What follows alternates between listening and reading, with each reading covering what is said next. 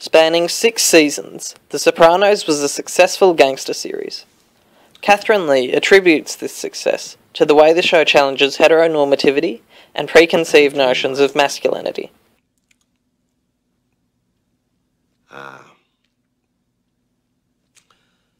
The themes of masculinity are made readily apparent in this scene as Tony Soprano recounts his dream of losing his penis to his counselor. And when I get it unscrewed, my penis falls off.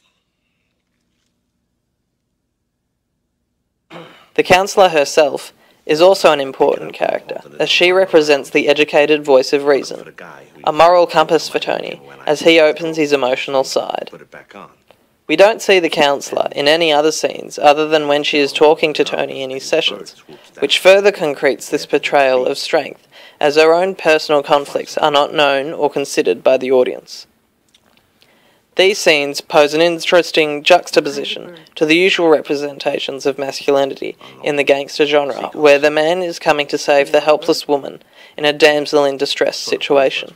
You think maybe that planted the idea? What else is a water bird? Pelican? Flamingo? What about ducks?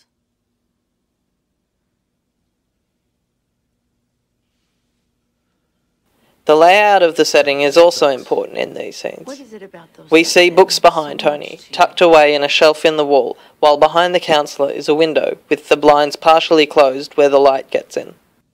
I don't know, it was just a trip having those wild creatures come into my pool and have their little babies.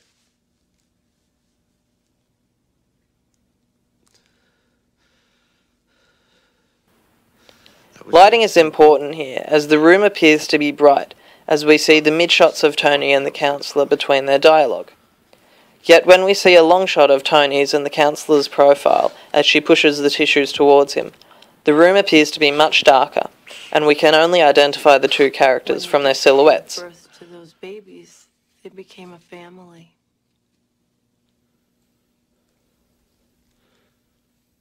You're right. That's the link. A connection. I'm afraid I'm gonna lose my family. Like I lost the ducks. That's what I'm full of dread about. From this scene indoors in the counsellor's office, we go to the scene outside with the barbecue. We can hear the sizzling of the meat on the barbecue as the scene cuts visually from the office to the barbecue.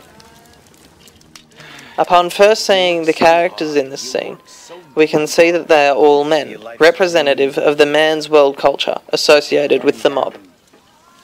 Moreover, the first shot we see of them all is from a low angle, representing all of them in a dominant fashion, portraying them as powerful, typically masculine men.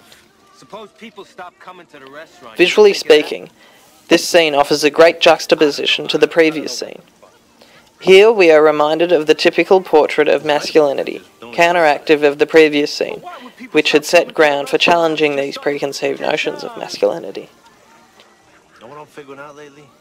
It is evident that Tony is the leader of the group, as he offers his advice, and the others agree with him, seemingly without hesitation.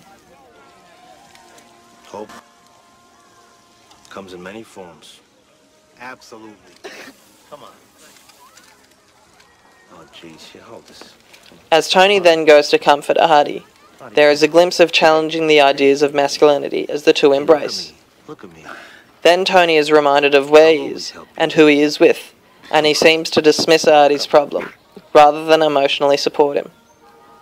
And once more, we are challenged by the typical ideologies of masculinity as represented in the gangster genre.